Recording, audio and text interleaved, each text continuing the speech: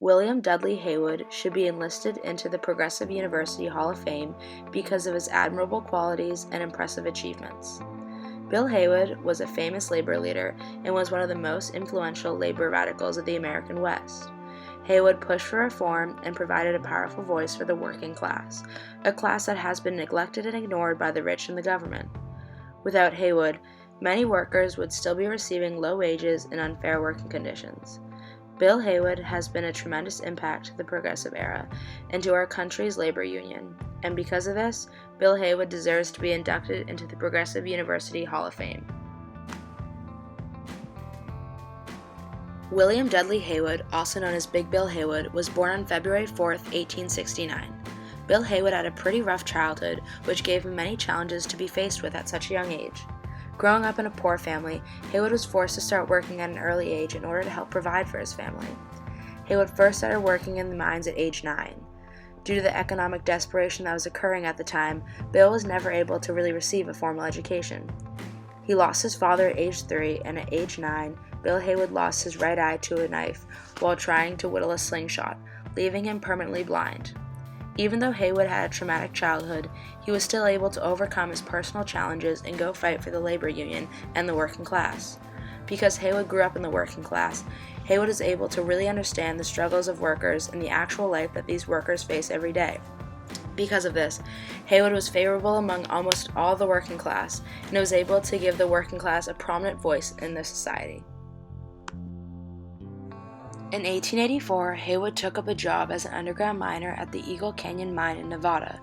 Many of the riots and uprisings that were occurring at the time were an inspiration to Haywood, such as the 1886 Haymarket riots, trials, and executions, as well as the Pullman Railroad strikes of 1893. These events strengthened Haywood's interest in the labor movement and boosted his drive for labor reformation. In 1896, Haywood attended a speech by Ed Boyce while working in a silver mine in Idaho. After listening to Boyce, who was the current president of the Western Federation of Miners, Haywood immediately signed up for the Radical Labor Union. By 1900, Haywood became a member of the Western Federation of Miners Executive Board. Being a part of the Western Federation of Miners gave Haywood a deeper look into the labor reforms people were pushing for at the time. Haywood was able to make an impressive impact on this union and was able to rise up quickly through the union ranks. After Ed Boyce retired, Haywood and fellow labor leader Charles Moyer received higher rankings in the WFM. Moyer became the president and Haywood became the secretary and treasurer. Haywood mastered public speaking, becoming a powerful public figure who was favored among the working class. Haywood used many rallying techniques such as his famous 8-hour-a-day slogan.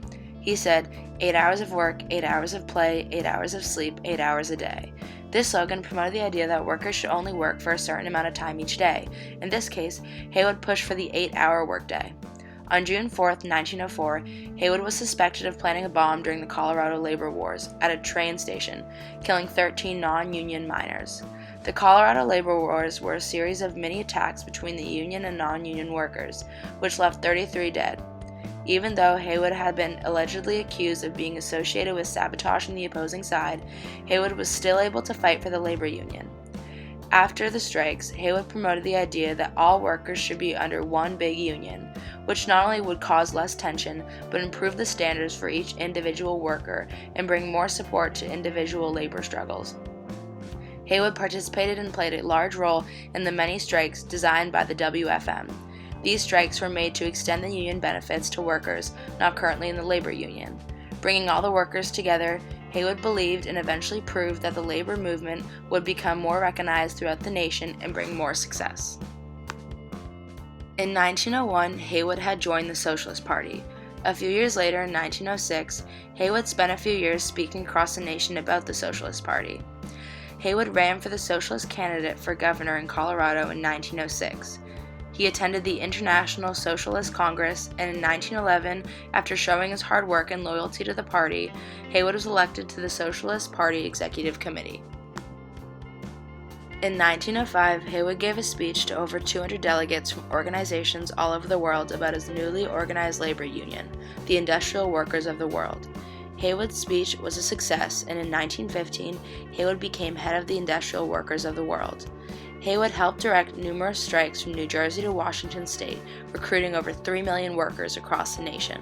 The IWW consisted of workers from mines, lumber yards, farms, and factories, all men and women, blacks and whites, and immigrants and natives. The IWW workers were also known as Wobblies, thus giving Bill Haywood the name the Wobbly Giant. When World War I came about, domestic repression ended the industrial workers of the world. Overall, Haywood made an impressive impact on the labor movement during the Progressive Era, and without his actions, many reforms and organizations would not have been created. Haywood designed and took part in many crucial strikes that helped reshape the society of the working class. As well as taking part in these strikes, Haywood also managed to rebuild and create successful labor unions that supported the working class and gave numerous benefits to workers across the nation. Not only did Haywood give a prominent voice to the working class in society, Haywood also gave a voice to the Socialist Party and was able to recruit members across the nation after his many speeches. Haywood created a new world for the working class during the Progressive Era, and we cannot thank him enough. Haywood's creation of the Industrial Workers of the World Labor Union left a powerful legacy through its spirited culture of rebellion, an idea that Haywood created and will never die.